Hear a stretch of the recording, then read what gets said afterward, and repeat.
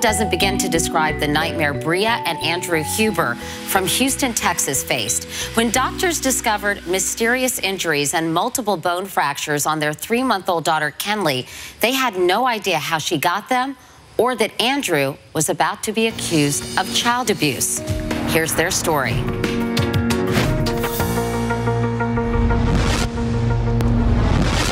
The day Kenley was born was fantastic. It was joy for us. It was very storybook. We were just so thrilled. Nobody could have imagined how quickly our storybook just changed into a nightmare. Bria had gone on her first business trip since having Kenley. I went in to change Kenley's diaper. The diaper change truly was like any other. Just lifted her leg up and there was some sort of pop. I was scared. I was, what was that? I actually called the Children's Hospital. At that point, I said, I'm going to take her in and just make sure that everything's okay. As soon as we got the x-ray back, the mood changed. They came back and told me that Kenley had multiple fractures. I was blown away. I thought, that's so bizarre, a routine diaper change and what he thought was a hip pop, and now there's a leg fracture. They found 9 little fractures throughout her tiny body. They sent social services in shortly thereafter saying that somebody's been abusing this child. The pediatrician that was caring for Kenley, she said, look, this child has been beaten. This child has been abused. There is not a doubt. The detective said, Bria, we want you to know that your husband's been abusing Kenley her entire life and that he was doing it under my nose. They said I was married to a monster that I never met. I was interviewed separately for 4 hours, and after the interview, I was told that I would not be able to see her. 2 weeks later, I was arrested and accused of felony child abuse. Here he was, going, in handcuffs. This is the man I love. I was so broken. I thought my life was over at that point. And Bria and Andrew, thank you so much for being here and welcome. Nice to have you both. Wow, what a story. I mean, this is such a crazy story. Andrew, you go from being a concerned dad who takes his infant daughter to the hospital one day, and that night you're accused of child abuse. I mean, your head must have been spinning. Were you completely and utterly shocked? Those are good words. Utterly shocked is right. I actually called beforehand going to the ER to make sure they had equipment. I mean, Kenley was a month old, so she was a tiny, tiny little baby, and I wanted to make sure that they could tell me what was wrong with her. And to go, fast forward a few hours to be accused of child abuse was just shocking. And I know you're in sales. You work out of your home. And Bria, you're a sales director for an IT company. You were in Chicago on a business trip. So you came home right away. What happened when you got to the hospital? When I got to the hospital, I was immediately greeted by doctors and CPS, and doctors told me that they found 9 fractures in Kenley, and CPS immediately sat me down and questioned me and was asking if I was a child abuser. And basically saying that they thought your husband had abused your baby. It quickly turned into all questions about Andrew and very little questions about myself. And was there any part of you who thought, gosh, I mean, Andrew, I feel bad asking this question in front of you, but at the time, did you think, does my husband have a dark side? Is there a part of him I don't know? Is he really this monster? And is he doing this in front of my eyes and I just don't realize it? And I felt bad even having those thoughts, but I had to take my feelings for Andrew aside and intellectualize it and say, I've got doctors telling me this, I have police telling me this, CPS, I have to figure this out. So I took those next 12 hours and really just thought about it. Not only was it hard for me to imagine that he could do that, but over her life, he never even had a chance to do that. There were always 2 people with Kenley at all times, either myself or our nanny. He never even had a chance. At the same time, it must have been so confusing and, needless to say, so upsetting and unsettling. And I know, Andrew, Child Protective Services banned you from seeing Kenley for 4 months. You were finally granted visitation rights under a court supervision. So that must have been horrible for you. It was horrible, but it was also great because for those 4 months I was, living off of cell phone pictures and being on speakerphone and things like that. So to actually, hold her meant so much, and to be there, a few times a week, even though I had to pay someone to come into the house to watch us together, it it kept me going and helped us, continue the fight. I know, Bria, you took Kenley to, I guess, 9 different doctors in 5 states trying to get to the bottom of this because you just would not accept this whole child abuse theory. And yet nobody was able to really figure out why she was experiencing or suffering from all these fractures. How frustrating was that? It was extremely frustrating. Obviously, I would fly across the country only to be told, are you sure your husband isn't abusing her? Because that's what it looks like. So I would leave that just, you have your hopes up so high, and then they just come crashing down. I know that you two contacted your local news station in Dallas, WFAA, for help. Medical investigative reporter Janet St. James is here. Hi, Janet. Thank you for coming. And what did you think when you heard Bria and Andrew's story? I get a lot of stories like this, and I'm a pretty tough sell. I don't believe every story that I'm given. But Bria especially had done such a good job of keeping all the documentation of every doctor. They'd been to the doctor before they were suddenly diagnosed with child abuse. And how could all of those doctors have missed it with fractures in various stages of healing? Their story made sense. So I know that you brought Kenley's x-rays to a number of independent doctors. And what did they tell you? Categorically that it was child abuse. They didn't even want to hear her story. Even after I told them the story and tried to give them the evidence, they still wouldn't buy it. They said fractures are fractures and it's child abuse, that's it. Well, when we come back, we're going to find out how a stranger came to the rescue to help solve this baffling and heartbreaking mystery. That's right after this.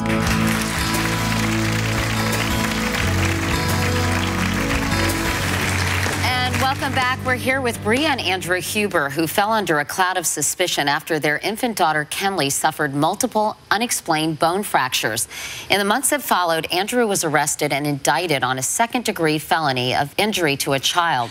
Meanwhile, Raina and Chad Tyson from Rowlett, Texas, had an eerily similar experience, and they're here today to tell us all about it. Thank you all for being here. Thanks for having me. So, Chad, just like Andrew, I know you were changing your daughter's diaper, 1-month-old Carrington, and you realized something was wrong. What happened? Well, since birth, she'd always been a screamer, which we just kind of wrote that off, no big deal. But this particular day, Raina was exhausted. She basically passed the baton to me for a little while, and she needed her diaper changed, so I took her to the changing table, proceeded to do our normal routine, and she drew her leg up to her chest really, really tight. And she'd never done that before. And I said, well, I'm trying to change your table, trying to change your diaper. So I lowered her leg down to clean her, and she just lost it. Not the crying that Carrington was used to doing. It was so much worse. It was shrill, so clearly in pain. And from that point on, I told Raina, I woke her up out of a dead slumber and said, you've got to help me out. I don't know what's going on. And anyway, several hours actually passed before we did anything about it because I thought, well, nothing was going on. She actually relaxed. I was able to console her and help her rest and relax. And it was a few hours later, Raina finally came out of her nap, and she began to change her diaper, and she noticed the same thing. So you all went took her to the doctor? Went to our pediatrician that evening, yes. And I know that Carrington has a twin, twin daughters, and Karen Bria is her sister. You have another daughter named Reagan, who was 3 years old at the time. And the doctor examined all 3 girls that night, is that right? Or when you took them to the pediatrician? Well, we first saw our pediatrician, Dr. Smart, and then she sent us to Children's Hospital to get x-rays. Initially, it was just on Carrington, and because they found a fracture on Carrington, they sent us to another Children's Hospital. They called CPS, and then we were required to bring in our other 2 children. And so they did an examination on Reagan, just like a head-to-toe assessment, and weren't concerned about anything. But when they did a full skeletal survey on Cambria as well, they found the same exact fracture in the same exact spot. And did they say these girls have been abused? That was their only explanation because they couldn't come up with any other reason for it. So by default, it was child abuse. And they wouldn't let you take home your daughters that night. And what did you do? We were completely in shock because we didn't, we just thought maybe something was wrong with her leg, like she was just sore. And the fact now that our other daughter has fractures and now CPS is involved and we can't go home. And I was still recovering from my C-section. I was breastfeeding. So it was obviously incredibly stressful and upsetting. But we were fortunate my parents were there with us, and they ended up placing them in kinship care with my parents. And we were surrounded by our church family. They came in and prayed with us and just offered us support through the whole thing. But what was it like, Chad, living under this cloud of suspicion for you as a family? Well, it's been awful. It was awful, but honestly, for me, autopilot kind of kicked in because she was so overwhelmed. I just kind of turned on whatever gear I needed to turn on because I thought it was just completely unreal. It didn't make any sense to me. I thought, well, they'll do a couple more tests and it'll be fine. They'll figure it out. We did not abuse our children. I mean, we spent thousands of dollars trying to do in vitro so that we could have these kids. Why would I turn around and beat them up? So it didn't make any sense. So, yeah, just confused and bewildered the whole time. I'm sure. And I know that after 3 months, doctors finally solved this mystery. What did they tell you, Raina? So Dr. Wilson, our geneticist, he examined our daughters, and within like 15 minutes of examining them, he said they clearly have a connective tissue disorder. And then when they were 18 months old, we came back to see him, and he was able to then clearly say that they have Ehlers-Danlos Syndrome. How would you describe that syndrome? So it's a connective tissue disorder, and you have connective tissue all throughout your body. Everything is connected, your blood vessels, your bones, everything surrounding and holding you together. And so it's kind of a weakness in the connective tissue. So you can bruise easily, your joints are loose or lax, you can dislocate, you're more prone to getting fractures because your joints are unstable. You can also have other symptoms where you pass out, and there's a gamut of symptoms and a lot of chronic pain. And you're a nurse, you're a paramedic, Chad. I mean, had you all ever heard of this before? Only very briefly. I had a coworker that had it, but other than that, I didn't know what it all entailed and what to look for. And I know that you are a nurse, and through an OBGYN you knew, actually knew Bria's OBGYN, who I guess supported you through this whole process, and you two connected. So what happened next, Bria? So I got Raina's contact information, called her, and probably within 20 minutes of getting on the phone, we were both in tears. I'd shared my story, and she said, "This is exactly what we went through." And she was asking me bizarre questions. Can I dislocate my joints? What my kind of height and weight was. Did I faint very easily? And I was just, yes, yes, yes, yes. So I hung up with Raina, and at the time I was living with my parents, ran into their room and said, "This is it, we found it. This is what it is." And so you took Kenley to be tested. I did. And what happened? Within about 10 minutes, she was diagnosed with Ehlers-Danlos Syndrome. So the doctor went in and felt her joints, felt that she had basically what holds you together was loose in her. So he was able to, to clinically diagnose her as having Ehlers-Danlos Syndrome. And do you have it as well? I do.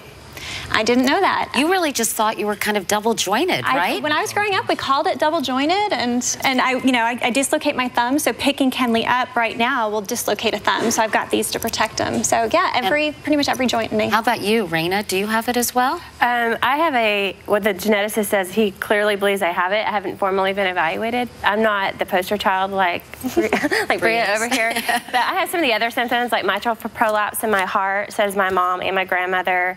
I bruise easily. I have problems with my TMJ joint, and so I'm more of the stiff Ehlers-Danlos kind of person. I have a lot of chronic pain in my neck and my back and my shoulders. But when you found out that Kenley, in fact, had this, Andrew, I mean, I feel especially for you because you were separated from your daughter, accused of being a child abuser, and that stuck for quite a while. You must have been so incredibly relieved. I was relieved, and to be there and to see that, it was a great day. But then, we knew all along that this was, in order for my name to be cleared and our family to be reunited, it meant something was going to be wrong with Kenley. And so that was still a struggle. And it was great to get a diagnosis, but it was also just sad. But now as parents, we know how to properly handle Kenley and make sure that she's well taken care of as she continues to grow. Did you ever hear from the police or Child Protective Services? Did anyone ever say, "Gee, we're really sorry we accused you of this"? No. No? No. I'd be so angry. On the other hand, I guess you have to feel for them because they were seeing what they thought was clear evidence of child abuse and wanted to protect your children, right? And I even understood that after a few days and looking back at the situation, that you do have a child with fractures, and yes, you do want them to be looked at, but we were shocked at how quickly it went that way. Well, when we come back, we're going to learn more about EDS. We're going to hear the signs and symptoms and how to tell if you or your family may be at risk. That's right after this.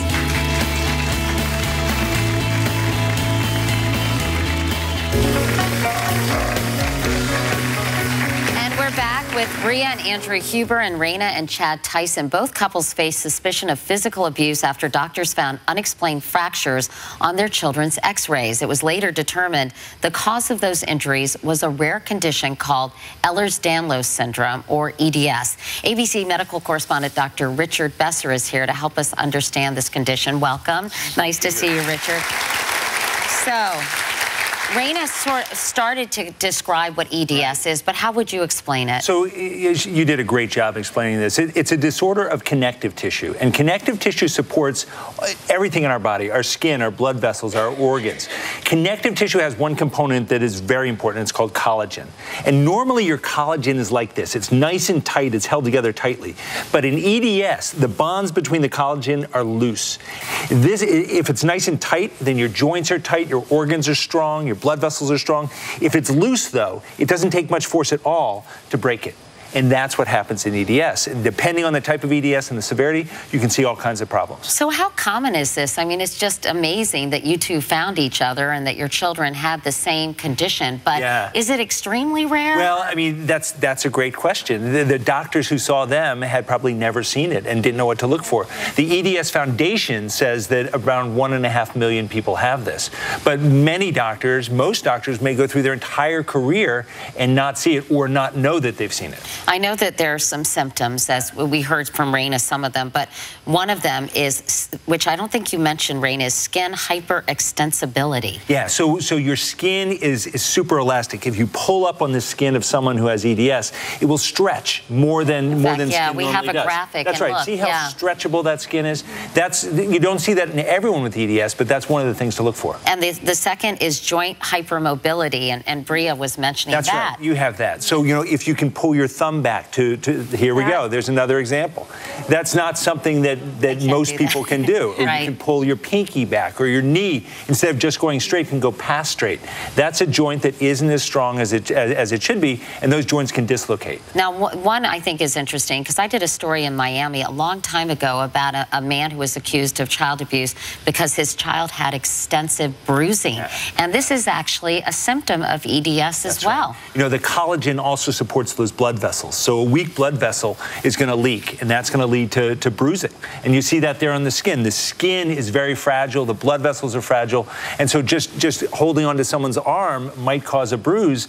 And that's something, if a doctor sees that, they're going to say, did someone beat up this child? Now, is this child abuse? How serious is this? I mean, in severe cases, can it actually be life-threatening? Well, it can be. There's a wide spectrum. You can just have joints that dislocate or skin that's stretchy. But if the blood vessels inside the body are weak and they're major blood vessels and they leak, you can have bleeding that can be life-threatening. But there's a big spectrum here.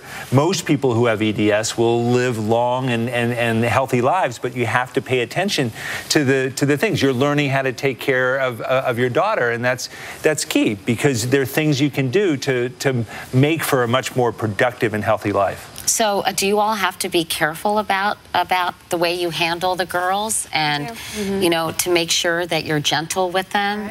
Is that... Well, especially when they were little, as soon as we found out about the fractures, we didn't know what was going on. So how we changed her diaper is like most people in America will grab the ankles and pull up this way. Yeah, like a chicken, my mom used to say. Right. Yeah. So now it's more of a kind of pulling that from their bottom and sliding the diaper in. But even like they're running out towards the street, you're like, well, I don't want them to get hit by a car, but I don't want to just like hit their arm either. So how do you just be careful about pulling on them and just... Can they be active, Bria? I mean, Absolutely. So I think what's most important is for them to just strengthen the muscles around the joints. So for us, we decided that we were going to really at a young age get Kenley into swimming. As long as she's not, you know, doing the backstroke or anything. That seems like that would be a great exercise for her, right? I mean, strengthening those joints, as you're saying, is so important. Swimming's a great activity. Well, thankfully, I know all the charges have been dropped, obviously, but your kids, by the way, are here today, and we get to meet them. So come on out, everybody.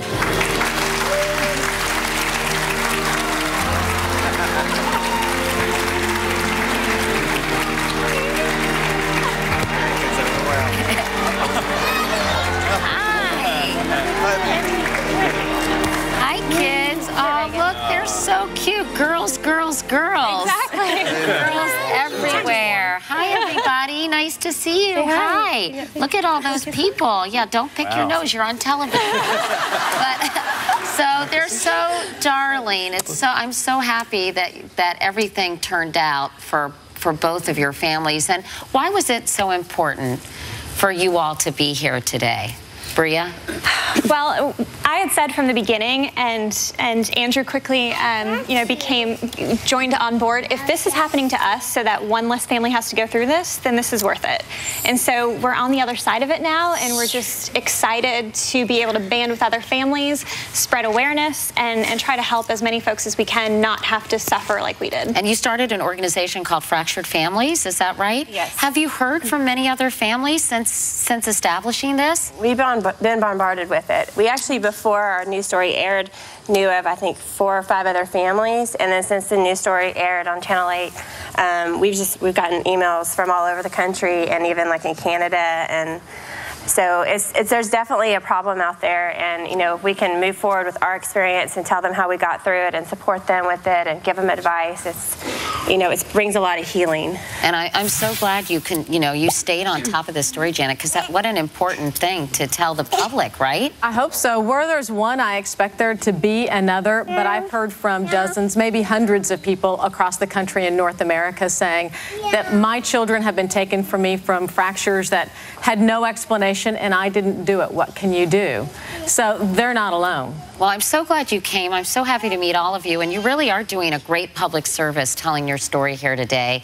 Thank you all so much. Thank you for having me. Take care. Dr. Besser, thank you. Richard, thank you. And if you'd like to learn more about EDS, you can go to our website, katiecouric.com. We'll be right back.